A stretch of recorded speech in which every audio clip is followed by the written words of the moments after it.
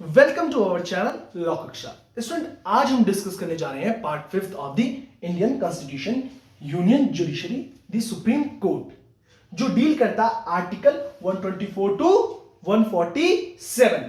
Start करते हैं।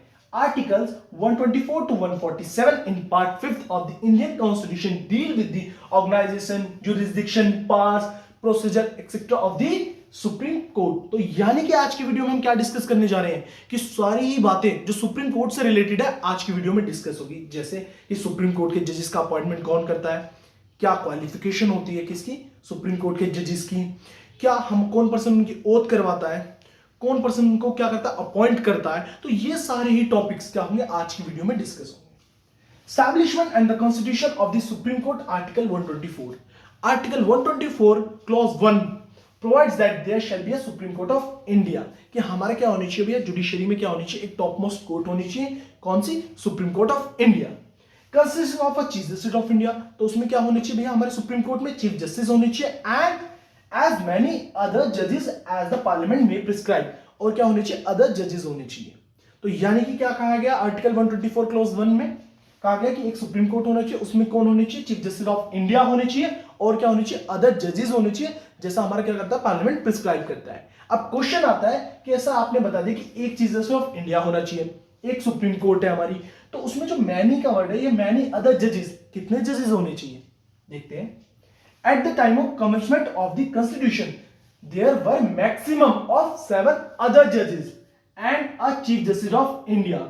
तो यानी कि कमेंसमेंट ऑफ द कॉन्स्टिट्यूशन के टाइम पे कितने मैक्सिमम अदर जजेस थे, ये जो 7 जजेस है मैक्सिमम है, कि भैया 7 मैक्सिमम लिमिट है कि इससे ज्यादा नहीं होंगे सुप्रीम कोर्ट में जजेस। ये किस टाइम के बारे में बात कर रहे हैं हम, at the commencement of the constitution and a chief justice of India. तो कमेंसमेंट के टाइम पे कॉन्स्टिट्यूशन के कितने जजेस थे, 8 जजेस थे मैक्सिमम, जो उनकी लिमिट थी वो 8 थी, 7 अदर जजेस की और 1 क्या mandatory chief justice of India. At present कितने हैं, at present the maximum number of the जजेस include chief justice of India is 34। यानी कि 33 हमारी क्या है, मैक्सिमम लिमिट है जजेस की, किसकी, सुप्रीम कोर्ट की, कौन से, अदर जजेस की, और 1 कौन है हमारे, चीफ जस्टिस ऑफ इंडिया। तो 33 plus 1 equals to 34। The supreme court number of judges amendment act 2019 has been passed, which has increased the strength of the supreme court judges from 31 to 34। तो 2019 में amendment की वजह से जो हमारे strength है किसकी, जजेस की, सुप्रीम कोर्ट की, उसे इंक्रीज कर दिया गया था। कितने से कितने तक कर दिया गया था, फ्रॉम 31 टू 34। और ध्यान देने वाली बात यहां ये है, including the chief justice of India, यानी कि 30 हमारे अदर जजेस थे प्लस 1 इक्वल्स टू 31, एंड जो इंक्रीज करा गया हमारे अमेंडमेंट से वो कितना गया, 34, 33 अदर जजेस and 1 chief justice of India. Come to the next slide. Appointment of जजेस। अब हमने जजेस के बारे में सुना कि आर्टिकल 124 क्लॉज 1 एक कहता है कि हमारा क्या होना चाहिए, सुप्रीम कोर्ट होना चाहिए, उसमें चीफ जस्टिस होना चाहिए और हमारे अदर जजेस होने चाहिए। तो अब उनका जजेस का अपॉइंटमेंट कैसे होगा, कौन पर्सन उन्हें अपॉइंट करेगा, कितना उनका टेन्योर रहेगा, डिस्कस करते हैं अपॉइंटमेंट से। Article 124 Clause 2 provides that every judges of the Supreme Court shall be appointed by the President। जो भैया सारे ही जजेस हैं किसके, सुप्रीम कोर्ट के, किसके द्वारा अपॉइंट होंगे, प्रेसिडेंट के द्वारा। क्या प्रेसिडेंट अपनी मर्जी से चाहेगा जिस भी पर्सन को जज बना दे, देखते हैं। The chief justice is appointed by the president. जो चीफ जस्टिस ऑफ इंडिया है वो किसके द्वारा अपॉइंट होगा, प्रेसिडेंट के द्वारा, with the consultation of such other जजेस ऑफ द सुप्रीम कोर्ट और high court as he may deemed necessary. तो वो किसकी कंसल्टेशन ले सकता है प्रेसिडेंट, अदर जजेस की, सुप्रीम कोर्ट के और हाई कोर्ट के। इन अपॉइंटमेंट ऑफ अदर जजेस the president shell always consult the chief justice of India. But जब सुप्रीम कोर्ट के जजेस को अपॉइंट करेगा कौन, प्रेसिडेंट, तो उसे जरूर किसकी कंसल्टेशन लेनी पड़ेगी, चीफ जस्टिस ऑफ इंडिया की। तो अब यहां से शुरू होता है कंफ्यूजन कि कंसल्टेशन, देखिए इस कंसल्टेशन वर्ड को लेकर बहुत बड़ी कंट्रोवर्सी हुई कि कंसल्टेशन का मतलब क्या है, कि वो सिर्फ उनसे पूछेगा कि किस पर्सन को क्या सुप्रीम कोर्ट का जज बनाना चाहिए, या उनका जो ऑर्डर दिया होगा उसे क्या करेगा, वो उसी पर्सन को क्या करेगा, अपॉइंट करेगा। तो इस कंसल्टेशन वर्ड को लेकर बहुत ज्यादा कंट्रोवर्सी हुई और ये क्वेश्चन काफी ज्यादा पूछा जाता है कंसल्टेशन का कंट्रोवर्सी में। इसे 3 जजेस केसेस के नाम से भी जाना जाता है। इस कंट्रोवर्सी को डिस्कस करते हैं। मोस्ट इंपॉर्टेंट मार्क कर लेना, क्वेश्चन ज्यादा टाइम बहुत ज्यादा पूछा जा चुका है, डायरेक्ट क्वेश्चन आता है, कंसल्टेशन कंट्रोवर्सी या 3 जजेस केस एक्सप्लेन करिए, ये बहुत इंपॉर्टेंट है। आप इसी तरीके से नोट डाउन करेंगे अपने एग्जाम शीट में। देखिए, controversy regarding the appointment of जजेस in union of India versus S Sheth AIR 1977 SC 2328, the Supreme Court had that consultation means full and effective consultation. It does not mean concurrence. The president is not bound by such consultation. तो इस case में क्या कहा गया था, जो मैंने आपको बोल्ड भी कर रखा, उस चीज को ध्यान से दें कि प्रेसिडेंट क्या नहीं है, बाउंड नहीं है कंसल्टेशन से। फॉर एन एग्जांपल से समझाते हैं। प्रेसिडेंट साहब है, प्रेसिडेंट साहब चाहते हैं कि ए भैया क्या बने, हमारा सुप्रीम कोर्ट का जज बने। तो भैया चीफ जस्टिस ऑफ इंडिया ने कहा कि ए नहीं, आप बी को बनेंगे। बट जो उनकी कंसल्टेशन है, यानी कि जो चीफ जस्टिस ऑफ इंडिया ने कहा कि बी को बनाइए जज, तो वो क्या है, वो बाउंडिंग नहीं है, बाउंडिंग नेचर की नहीं है। मतलब प्रेसिडेंट क्या नहीं है, बाउंड नहीं है कि वो बी को ही क्या करे, जज अपॉइंट करे सुप्रीम कोर्ट का। क्लियर? अब यहां से होते हैं केसेस स्टार्ट, यानी कि जो 3 जजेस केसेस थे वो यहां से स्टार्ट होते हैं। द फर्स्ट जजेस cases SP Gupta versus union of India, most important cases हैं ये तीनों ही। इन्हें क्या कहते हैं, 3 जजेस केसेस कहते हैं। कंट्रोवर्सी कंसल्टेशन पे जो हुई थी वो इन्हीं के ऊपर हुई थी, इन केसेस से सॉल्व हुई थी। इस चीज को मोस्ट इंपॉर्टेंट मेंशन कर लीजिए। इन SP Gupta versus union of India AIR 1982 SC 149, also known as first just transfer case, the Supreme Court agreed with the opinion in asset case, जो अभी हमने डिस्कस करा था union of India versus asset case, उसकी opinion से क्या करता है, ये एग्री करता है।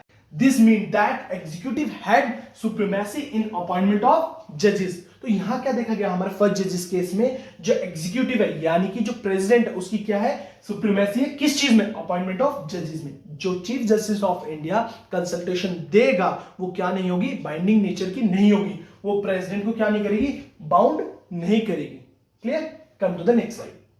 The decision of the government could only be challenged on the ground of malafide or based on irrelevant consideration. In effect, decision in SP Gupta case gave absolute primacy to the government in the appointment of judges. तो ये चीज हमने पहले भी discuss करी अभी इससे पहले वाली स्लाइड्स में कि भैया SP गुप्ता केस यानी कि जो फर्स्ट जजेस केस था उसमें क्या पावर मिल चुकी थी एग्जीक्यूटिव को, एब्सोल्यूट प्राइमेसी दे चुके थे हम गवर्नमेंट को। किस चीज में, in the appointment of judges of Supreme Court. First judges case complete. Comes to second judges case. In SC Advocates on the Record Association versus Union of India. इसे हम किस नाम से जानते हैं इस केस को, SC Advocates on Record Association versus Union of India को हम किस नाम से जानते हैं, सेकंड जजेस केसेस के नाम से जानते हैं। इसमें क्या सुप्रीम कोर्ट ने कहा था, supreme court overruled the decision in SP Gupta case. तो जो हमने इससे पहले वाला केस पढ़ा था उसका नाम क्या था, SP गुप्ता केस था। उस केस को हम क्या कहते थे, फर्स्ट जजेस केस कहते थे। तो सेकंड जजेस केस था, उसने क्या कर दिया था, ओवररूल्ड कर दिया था किसके डिसीजन को, SP गुप्ता केस के डिसीजन को। SP गुप्ता केस का डिसीजन क्या था, मैं बार बार इसलिए बोल रहा हूं जिससे आपके दिमाग में वो चीजें सेट हो जाए। SP गुप्ता केस में यानी कि फर्स्ट जजेस केस में क्या डिसीजन कहा गया था कि जो एग्जीक्यूटिव है उसे क्या दे चुकी, सुप्रीमेसी दे चुके थे किसमें, अपॉइंटमेंट ऑफ जजेस में। यानी कि एग्जीक्यूटिव की ज्यादा पावर दे चुके थे किसमें, अपॉइंटमेंट ऑफ जजेस में। जो कंसल्टेशन है वो क्या नहीं होगी, बाइंडिंग नेचर की नहीं होगी, प्रेसिडेंट को क्या नहीं करेगी, बाउंड नहीं करेगी। ये हमने किस में पढ़ा, फर्स्ट जजेस केस में, SP गुप्ता केस में। अब सेकंड केस में क्या है कि उस केस में, सेकंड केस में सुप्रीम कोर्ट ने कहा कि जो SP गुप्ता का जो डिसीजन था उसे क्या कर दिया, ओवररूल्ड कर दिया। The court held that in the matters of the appointment of judges of the Supreme Court and High Courts, the Chief Justice of India should have primacy. यानी कि अब पावर किसे दे चुके हैं हम, पहले किसकी थी, एग्जीक्यूटिव की, यानी कि प्रेसिडेंट के पास पावर थी। अब किसको दे दिया हमने, चीफ जस्टिस ऑफ इंडिया को, कि जो चीफ जस्टिस ऑफ इंडिया वो क्या होगा, उसकी पावर क्या होगी, ज्यादा होगी प्रेसिडेंट की। यानी कि जो कंसल्टेशन होगी, जो हमारे चीफ जस्टिस ऑफ इंडिया है जो कंसल्टेशन देंगे प्रेसिडेंट को, उन्हें प्रेसिडेंट को वही कंसल्टेशन माननी पड़ेगी। तो यानी कि एग्जीक्यूटिव क्या हो गई, जो कंसल्टेशन हो गई एग्जीक्यूटिव के लिए क्या होगी, बाइंडिंग नेचर की। The selection should be made as a result of the participative consultative process. In such process, executive should only act as check on the excess of power of Chief Justice of India. Only in exceptional circumstances, strong and cogent reason, the names recommended by the Chief Justice of India may not be appointed. देखिए बहुत ज्यादा कोई भी हमारा exceptional circumstances हो या कोई भी cogent reason हो, उसी सिचुएशन में क्या, जो हमारे एग्जीक्यूटिव है यानी कि जो प्रेसिडेंट साहब हैं वो क्या कर सकते हैं, जो भी रिकमेंडेड करे गए होंगे चीफ जस्टिस ऑफ इंडिया के द्वारा नेम, उन्हें क्या ना करें, अपॉइंट ना करें। एक और बात सुन लीजिए इस पॉइंट को, इस पर कंफ्यूजन होता है। जो भी हमारे चीफ जस्टिस ऑफ इंडिया हैं, उन्होंने जो भी नेम रिकमेंड करे होंगे किसे, प्रेसिडेंट साहब को, किस चीज के लिए, अपॉइंटमेंट ऑफ सुप्रीम कोर्ट जजेस के लिए, तो उसे क्या कर सकते हैं, वो नेग्लेक्ट कर सकते हैं। किस सिचुएशन पे, कोई भी एक्सेप्शनल स्ट्रॉन्ग सर्कमस्टांसेस है या कॉग्निट रीजन है, उस सिचुएशन में क्या कर सकते हैं, प्रेसिडेंट साहब क्या कर सकते हैं, उस चीज को, जो भी उनके रिकमेंडेड नेम है, उन्हें रिजेक्ट कर सकते हैं। अदरवाइज सेकंड जज केस है, उस केस में क्या कहा गया है कि हमारे जो हाई कोर्ट और सुप्रीम कोर्ट के जजेस हैं, वो किसमें, उसमें किसे प्राइमेसी दी गई है, चीफ जस्टिस ऑफ इंडिया को। Come to the next slide. In presidential reference AIR 1999 SC1 also known as third जजेस केस, तो हमने फर्स्ट डिस्कस कर लिया, सेकंड डिस्कस कर लिया, एंड हम डिस्कस करने जा रहे हैं थर्ड जजेस case. Supreme court held that consultation process to be adopted by the chief justice of India required consultation of the popularity of जजेस। अब ये चीज क्या कह दी गई है थर्ड जजेस केस में। अब देखिए फर्स्ट में क्या कहा कि देखिए फर्स्ट में आपने सारी पावर एग्जीक्यूटिव को दे दी, तो ये चीज भी गलत है। सेकंड में आपने क्या कहा कि चीफ जस्टिस ऑफ इंडिया को दे दी, तो चीफ जस्टिस ऑफ इंडिया जिसे नेम को रिकमेंड करेगा वो किसे एक्सेप्ट करना पड़ेगा, वो जो कंसल्टेशन दी गई होगी चीफ जस्टिस ऑफ इंडिया के द्वारा, वो प्रेसिडेंट को क्या करनी पड़ेगी, माननी पड़ेगी। वो जो नेम रिकमेंडेड होंगे उन्हें क्या करना पड़ेगा, उन पर्संस को अपॉइंट करना पड़ेगा। तो चीफ जस्टिस ऑफ इंडिया ऐसा भी कर सकता है, वो अपने फ्रेंड्स रिलेटिव्स उनके ही नाम दे। तो यहां चीज क्या कहा गया, थर्ड जजेस केस में क्या कहा गया कि जो हमारे chief justice of India consultation करेंगे, सिर्फ उनकी ही कंसल्टेशन क्या है, जरूरी नहीं है, मतलब अदर जजेस भी करेंगे। देखते हैं, the soul individual opinion of the chief justice of India does not constitute consultation with the regards to the appointment of supreme court जजेस and transfer of high court जजेस। The chief justice of India should consult a collegium of 4 senior most जजेस of the supreme court. तो यहां किस चीज को adopt करा गया, कॉलेजियल सिस्टम को क्या करा गया, अडॉप्ट करा गया। अब कॉलेजियल सिस्टम में क्या है कि देखिए chief justice of India and 4 most other जजेस क्या करेंगे, कंसल्टेशन देंगे। फर्स्ट जजेस में हमने क्या करा था, प्रेसिडेंट जो चाहते थे वो पर्सन क्या होगा, अपॉइंट होगा किसका, सुप्रीम कोर्ट का जज। सेकंड में क्या देखा गया कि चीफ जस्टिस ऑफ इंडिया को क्या कह दी, सुप्रीम कोर्ट के जजेस होंगे, हाई कोर्ट के जजेस होंगे, वो किसकी कंसल्टेशन पे अपॉइंट करे जाएंगे, हमारे चीफ जस्टिस ऑफ इंडिया में। थर्ड जजेस केस में कहा गया कि सिर्फ हमारे चीफ जस्टिस ऑफ इंडिया की सिर्फ केवल उनकी ही कंसल्टेशन या उनकी ओपिनियन क्या है, नेसेसरी नहीं है, 4 सीनियर मोस्ट जजेस ऑफ द सुप्रीम कोर्ट की भी क्या होगी, मैंडेटरी होगी। यानी कि कॉलेजियल सिस्टम को क्या करा गया, ऑप्ट करा गया। इफ 2 जजेस गिव एडवर्स ओपिनियन, अगर 2 जज, जो 4 सीनियर मोस्ट अदर जजेस हैं उसमें से 2 जजेस क्या करते हैं, जो चीफ जस्टिस ऑफ इंडिया के ओपिनियन है उसे क्या करते हैं, नेग्लेक्ट करते हैं, डिनाइड करते हैं, तो वो चीज क्या, वो नेम क्या रिकमेंड नहीं करे जाएंगे प्रेसिडेंट के साहब के पास। अब इसे एग्जांपल से समझाता हूं clearly. 1 chief justice of India, 4 senior most जजेस। अब चीफ जस्टिस ऑफ इंडिया ने कहा कि एक पर्सन क्या है, अपॉइंट होना चाहिए किस चीज के लिए, सुप्रीम कोर्ट के जज के लिए। अब वो जो 4 सीनियर मोस्ट जज हैं उनमें से अगर 2 ने क्या कर दिया कि ए नहीं सिलेक्ट होना चाहिए, तो चीफ जस्टिस ऑफ इंडिया वो ए का नेम रिकमेंड नहीं करेगा किसे, प्रेसिडेंट को। तो ध्यान देने वाली बात यहां ये है, जो चीफ जस्टिस ऑफ इंडिया है सिर्फ उसकी इंडिविजुअल ओपिनियन ही क्या नहीं होगी, कंसल्टेशन नहीं होगी। Chief justice of India and 4 senior most जज of the supreme court consultation देंगे, यानी कि रिकमेंड करेंगे नेम किसे, प्रेसिडेंट को। Come to the next slide. अब ये एनजैक क्या है, national judicial appointment commission, NJAC act, ये चीज क्या थी, अभी तक तो हमने तीनों केसेस पढ़े, अभी एनजैक क्या है, नेशनल जुडिशियल अपॉइंटमेंट्स कमीशन। देखिए 99 कॉन्स्टिट्यूशन अमेंडमेंट 2014 में क्या करा गया था, अमेंडमेंट हुई थी, 99 अमेंडमेंट थी हमारी कॉन्स्टिट्यूशन में 2014 में, एनजैक नेशनल जुडिशियल अपॉइंटमेंट कमीशन। अब ये क्या चीज है देखते हैं। 99 constitution amendment 2014 amended article 124 clause 2, 127 and 128. It inserted articles 124A, 124B and 124C. According to the new provision, article 124(2), every judges of the Supreme Court is appointed by the President on the recommendation of the National Judicial Appointment Commission. ये चीज क्या कह दी, जो नई amendment आई थी 2014 में, जो क्या हमारी 99 अमेंडमेंट है कॉन्स्टिट्यूशन में, क्या थी, एनजैक। एनजैक क्या है, नेशनल जुडिशियल अपॉइंटमेंट कमीशन। तो इसमें कहा गया, जो हमारा अमेंड करा गया, क्या इंसर्ट करा गया, क्या नया प्रोविजन आया था, देखिए हमने आर्टिकल 124 क्लोज 2 डिस्कस करा था अभी, तो उसमें क्या कहा गया था कि जो हमारे जजेस होते हैं इस पे कंट्रोवर्सी हुई थी। तो अब ये सॉल्यूशन 2014 में एनजेक का क्या आया कि जो हमारे जजेस हैं सुप्रीम कोर्ट के, उसे कौन अपॉइंट करेगा? प्रेसिडेंट अपॉइंट करेगा। और वो किसकी रिकमेंडेशन लेगा? नेशनल जुडिशियल अपॉइंटमेंट कमीशन की। पहले वो किसकी रिकमेंडेशन लेता था? चीफ जस्टिस ऑफ इंडिया की। फिर उसने क्या करा? कॉलेजियम सिस्टम ऑप्ट करा। कॉलेजियम सिस्टम में क्या था?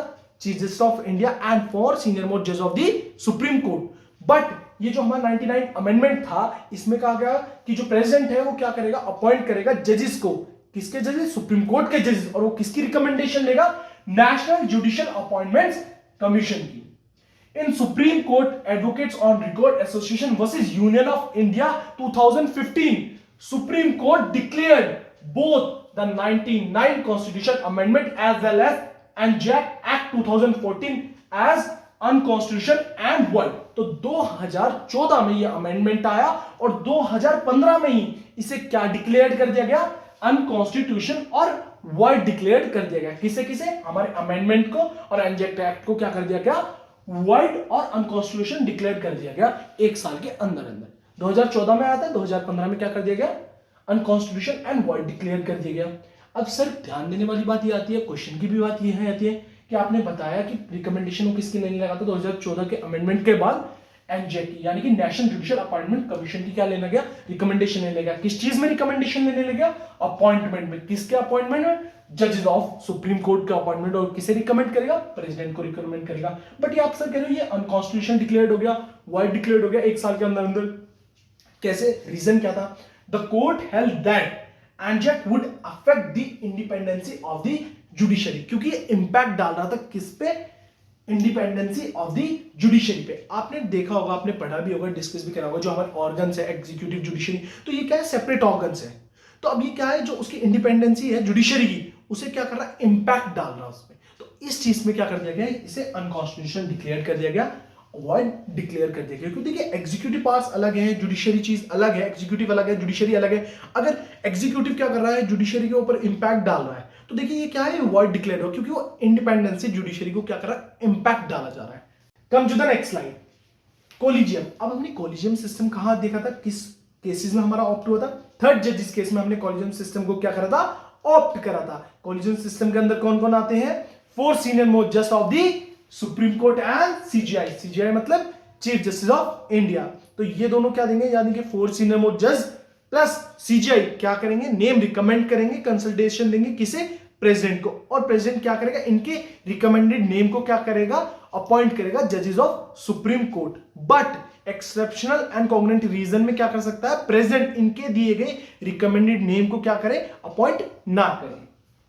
अब ये जो कॉलेजियम है, ये ऐसे ही कोई भी मतलब लाइक 4 सीनियर मोस्ट जज जो सुप्रीम कोर्ट के हैं और सीजीआई है, किसी का भी नाम दे देंगे? ये कुछ ना कुछ कोई बेसिस तो होगा ना कि किस बेसिस पे क्या चीज देंगे। तो ये मेरिट के बेस पे, सीनियरिटी के बेसिस पे और अदर रीजन के चीजों को देखते हुए ही क्या करेंगे? नेम रिकमेंड करेंगे प्रेसिडेंट को। तो यहां ध्यान से समझिए कि जो ये कॉलेजियम है यानी कि 4 सीनियर मोस्ट जज of the supreme court plus CGI, ये ऐसे ही किसी का नेम नहीं दे सकते। किसके लिए? सुप्रीम कोर्ट के जज के लिए। ये कुछ हमारे क्या रहते हैं? बेसिस रहते हैं, लाइक सीनियरिटी के बेस पे, मेरिट के बेस पे, इन सबको का बेस बना के क्या देंगे? नेम रिकमेंड करेंगे किसे? प्रेसिडेंट को। Qualification of the supreme court जजेस। अब क्या रिक्वायरमेंट होती है? क्या चीज मतलब कितनी क्वालिफिकेशन चाहिए होती है? ऐसी कोई भी पर्सन सुप्रीम कोर्ट का जज बन जाएगा, उसके लिए क्या क्वालिफिकेशन है वो डिस्कस करते हैं। आर्टिकल 124 क्लोज 3 में क्या दी गई है? क्वालिफिकेशन दी गई है किसकी? सुप्रीम कोर्ट के जज की। Should be a citizen of India, वो क्या होना चाहिए? सिटीजन होना चाहिए इंडिया का। First point clear. Second point, he has been at least of 5 year a जज ऑफ हाई कोर्ट की। वो पर्सन जो है वो 5 साल क्या किसी भी हाई कोर्ट का क्या हो? जज हो। और 2 और मोर हाई कोर्ट्स इन सक्सेशन। अब ये चीज तो आपको यहां तक समझ आ चुकी होगी कि जो वो पर्सन है वो क्या हो? किसी भी हाई कोर्ट का क्या हो? 5 साल जज रहा हो। ये 2 और मोर हाई कोर्ट्स इन सक्सेशन का मतलब थोड़ा सा कंफ्यूजन क्रिएट कर रहा होगा। इसका मतलब ये ऐसा ही जरूरी नहीं है कि वो एक ही हाई कोर्ट का 5 साल जज रहा हो। फॉर एन एग्जाम्पल, जैसे उसने 2 साल राजस्थान हाईकोर्ट का रहा हो, 3 साल वो इलाहाबाद हाईकोर्ट का रहा हो, तो ये चीज क्या होनी चाहिए कि भैया वो हाईकोर्ट का जजेस होना चाहिए, यानी कि टोटल उसने क्या करा हो? 5 साल हाईकोर्ट का जज रहा हो। अब यहाँ पे जो 5 साल है ना, वो एक ही हाईकोर्ट के नहीं हो सकते, ऐसे भी हो सकता है 2 साल किसी हाईकोर्ट का हो, 3 साल किसी हाईकोर्ट का हो। Clear? He has been for at least 10 years an advocate of high court और 2 और मोर सच कोर्ट्स इन सक्सेशन। अब यहां पे जो थर्ड पॉइंट है वो क्या है, अगर वो हाई कोर्ट का जज नहीं है तो वो क्या हो, 10 साल उसने प्रैक्टिस करी हो किसमें, हाई कोर्ट में, ठीक है। 10 साल प्रैक्टिस का मतलब वो 10 साल क्या रहा हो, एडवोकेट रहा हो, प्रैक्टिस करी हो उसने हाई कोर्ट्स में। और जो यहां भी हाई कोर्ट का वर्ड यूज हो रहा है तो यानी कि क्या है, 2 और मोर हाई कोर्ट्स इन सक्सेशन, यानी कि कोई पर्सन है वो दिल्ली हाई कोर्ट्स में 5 साल प्रैक्टिस करी है उसने, 3 साल उसने इलाहाबाद हाई कोर्ट प्रैक्टिस करी है, तो यानी कि जो उसका टोटल जो प्रैक्टिस का पीरियड होना चाहिए वो क्या होना चाहिए, 10 ईयर्स होना चाहिए।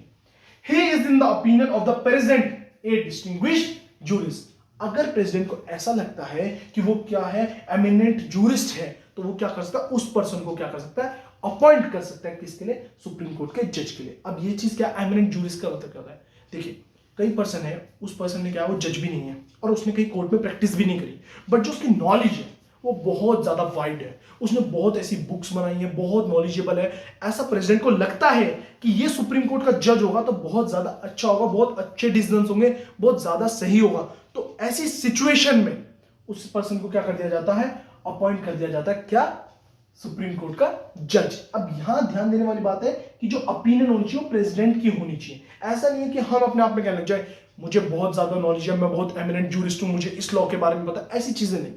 ऐसा वो पर्सन हो जिसकी बहुत ज्यादा वाइड नॉलेज हो और प्रेसिडेंट की ओपिनियन हो, प्रेसिडेंट को ऐसा लगे कि ये हमारा सुप्रीम कोर्ट का जज होना चाहिए, इसकी हमें जरूरत है, तो इस सिचुएशन में क्या कर सकते हैं, उस पर्सन को क्या कर सकते हैं, हम अपॉइंट कर सकते हैं सुप्रीम कोर्ट का जज।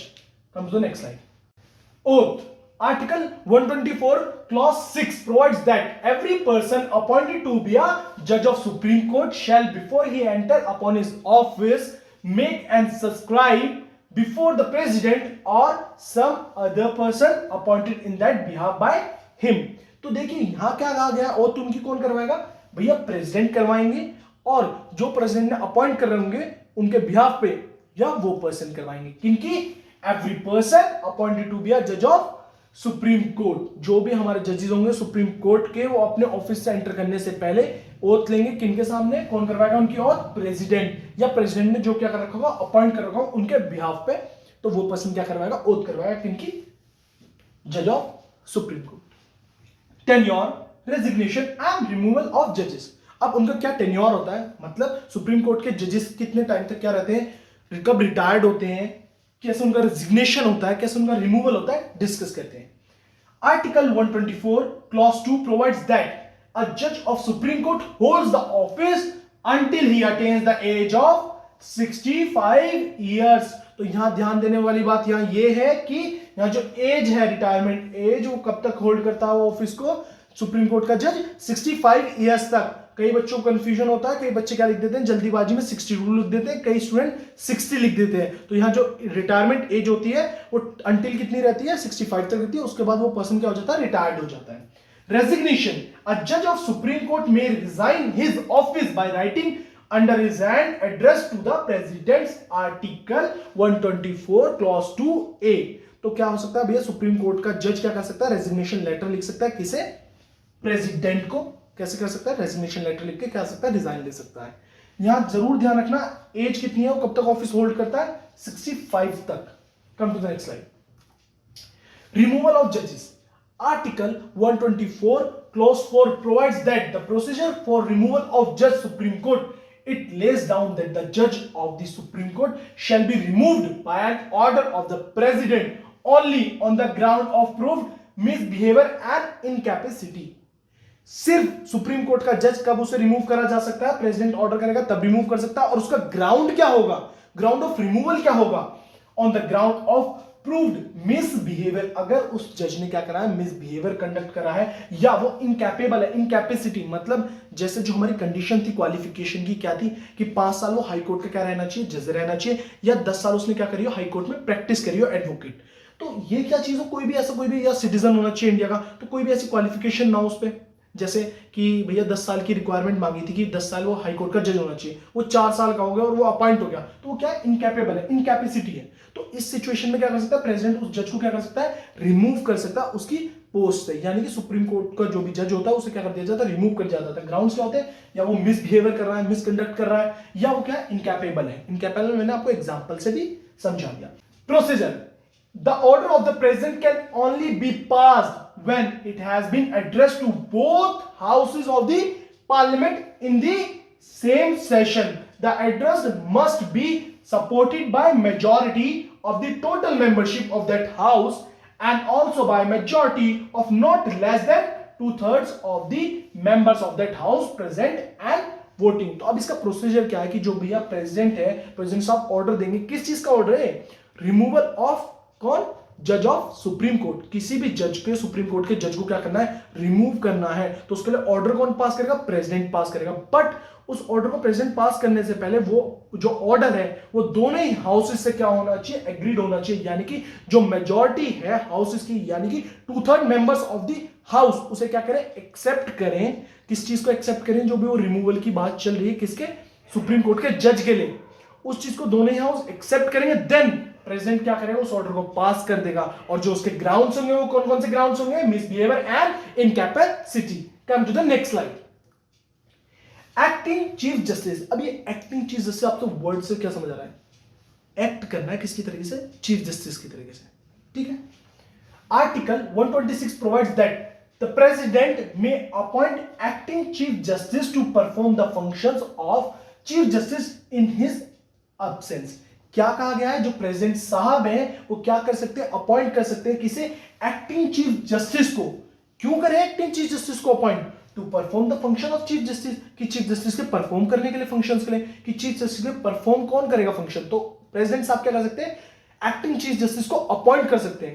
भाई चीफ जस्टिस के रहते रहते क्या एक्टिव चीफ जस्टिस अपॉइंट होता है? नहीं। जब चीफ जस्टिस क्या है? अब्सेंस है। भाई कोई बीमारी हो गई, कोई चीज ऐसी हो गई जिससे वो अपनी एक्टिविटी या फंक्शन परफॉर्म नहीं कर पा रहे, कौन? चीफ जस्टिस ऑफ इंडिया कुछ टाइम के लिए बीमार हो गए, कोई भी चीज ऐसी होगी, मिसहैपनिंग होगी कि chief justice of India perform नहीं कर पा रहे अपने फंक्शंस, तो उस टाइम पे जो प्रेसिडेंट साहब है वो क्या कर सकते हैं? अपॉइंट कर सकते हैं किससे? एक्टिंग चीफ जस्टिस को। ये तभी चीज होगी जब हमारे चीफ जस्टिस साहब क्या होंगे? अब्सेंस होंगे। और ये क्यों करा जाता है active chief justice appoint? To perform the function of chief justice. Ad-hoc judges. Article 127 provides that for appointment of ad-hoc judges in Supreme Court to fulfill the quorum of the judges to hold or continue session of the court. अब ये ad-hoc judges क्या होते हैं? देखिए, कोई भी किसी भी चीज में ऐसा सुप्रीम कोर्ट को लग रहा है कि कोई भी एक ऐसा मैटर है जिसमें और जजेस की क्या है? जरूरत है, तो जजेस को क्या कर लिया जाता है? अपॉइंट कर लिया जाता है कुछ शॉर्ट टाइम पीरियड के लिए। Clear? Chief Justice of India can appoint a judges of High Court as an ad hoc judges for temporary period. He can do so with the consultation of the Chief Justice of that High Court and previous consent of President. यहां इस point को, इस lines को, इस topic को बहुत ध्यान से समझना, कंफ्यूज मत होना। जो चीफ जस्टिस ऑफ इंडिया है वो क्या कर सकते हैं? अपॉइंट कर सकते हैं जज ऑफ हाई कोर्ट को। किसके? जजेस जो हाई कोर्ट के होते हैं, जैसे भैया हमारा दिल्ली हाई कोर्ट हो गया, इलाहाबाद हाई कोर्ट हो गया, राजस्थान हाई कोर्ट हो गया, इन सबके जजेस को क्या कर सकते हैं? अपॉइंट कर सकते हैं। क्या? एज एन एडॉक जजेस। एडॉक जजेस क्या होते हैं? जो टेम्परेरी पीरियड के लिए क्या होते हैं? अपॉइंट किए जाते हैं। कोई भी चीज है, कोई भी मैटर है जिसमें रिक्वायरमेंट होती है क्या? अदर जजेस की, तो उस मैटर के लिए क्या कर लिए जाते हैं? एडॉक जजेस क्या कर लिए जाते हैं? अपॉइंट कर लिए जाते हैं। He can do so with the consultation. जो हमारे चीफ जस्टिस ऑफ इंडिया है, ये किसकी कंसल्टेशन लेते हैं? Chief justice of that high court. यहां ध्यान देना, जो हमारे चीफ जस्टिस ऑफ इंडिया है वो किसकी कंसल्टेशन लेंगे?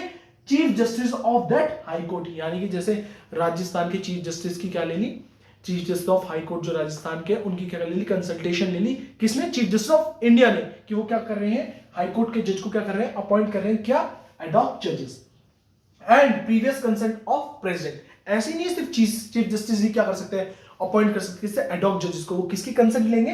प्रीवियस उन्हें कंसेंट लेनी पड़ेगी किसकी? प्रेसिडेंट की। तो आपको समझ आया ये चीज क्या होती है?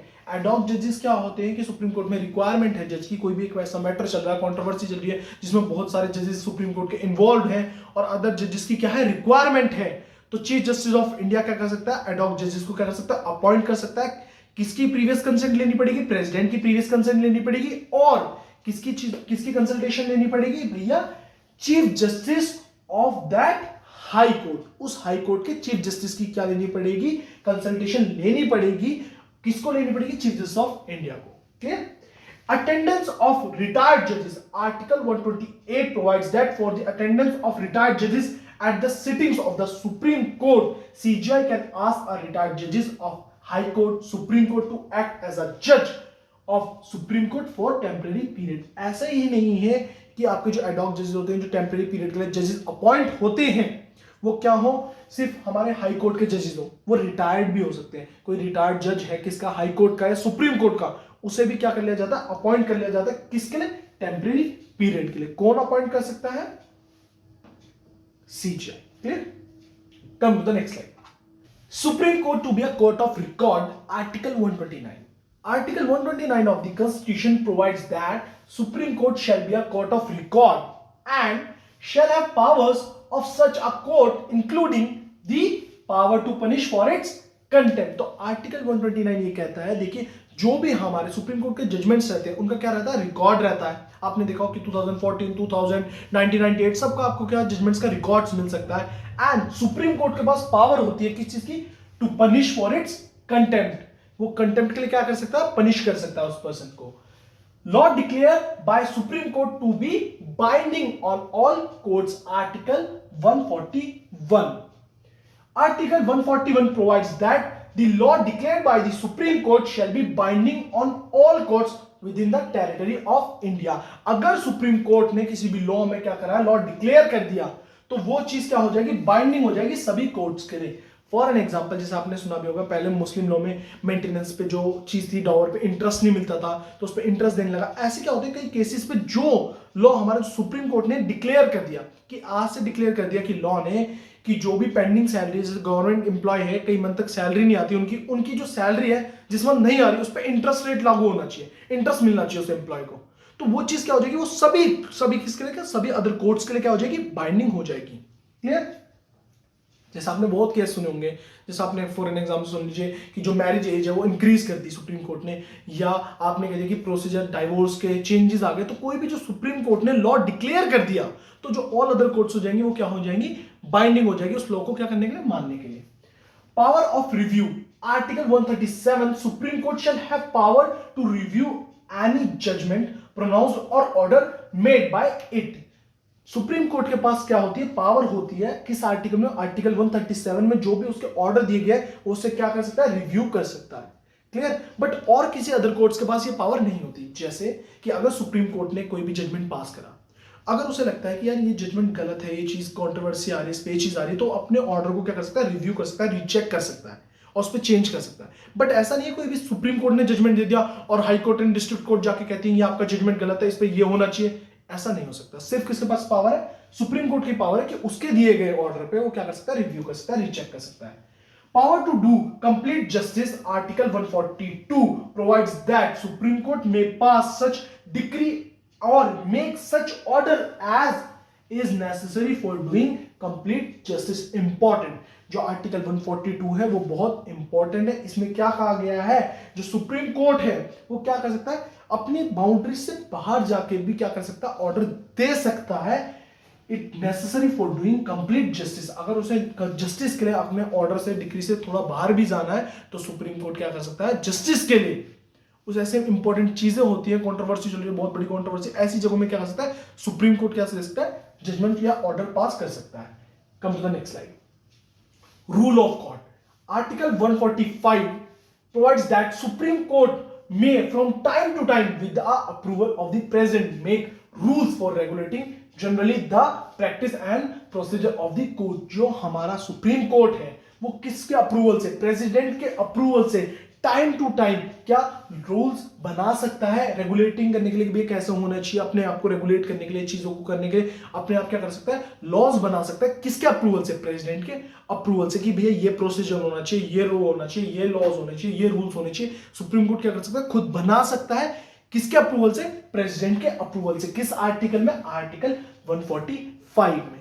होपफुली आपको सुप्रीम कोर्ट यानी कि यूनियन जुडिशरी टॉपिक क्लियर हो, कैसे जज का अपॉइंटमेंट्स होता है, कितना उनका टर्म रहता है, कैसे उनका रिमूवल रहता है, कौन उनका ऑर्डर ऑफ रिमूवल पास करता है, किसके द्वारा उसको एग्री करा जाता है, टर्म क्या होती है, कौन पर्सन उनकी ओथ करवाता है, सारे ही डाउट सुप्रीम कोर्ट के क्लियर हो। अगर अभी भी कोई डाउट्स है, कोई प्रॉब्लम्स है या कोई टॉपिक मेरे से रह गया, तो आप विदाउट हेजिटेट मुझे मेरे इंस्टाग्राम अकाउंट shubhamdobal.22 में DM कर सकते हैं। मेरी वीडियोस अच्छी लगती है, मेरा कंटेंट अच्छा लगता है, मेरा पढ़ाने का तरीका अच्छा लगता है, तो मेरी वीडियोस को ज़्यादा से ज़्यादा शेयर करें, लाइक करें और सब्सक्राइब माई चैनल, जिससे मुझे भी मोटिवेशन मिलती है। और प्लीज़ प्रेस बेल आइकन, जिससे आपका बेनिफिट है। जो वीडियोस है, जो टॉपिक आपको पढ़ने हैं या आपके लिए वो टॉपिक इंपॉर्टेंट हो, शायद आपने बेल आइकन प्रेस नहीं कर रखा, तो वो चीज़, उस वीडियो की नोटिफिकेशन आप तक नहीं पहुंचेगी, जो आपके लिए इंपॉर्टेंट भी हो सकती है। तो इसलिए please press bell icon for the new videos. Thank you so much.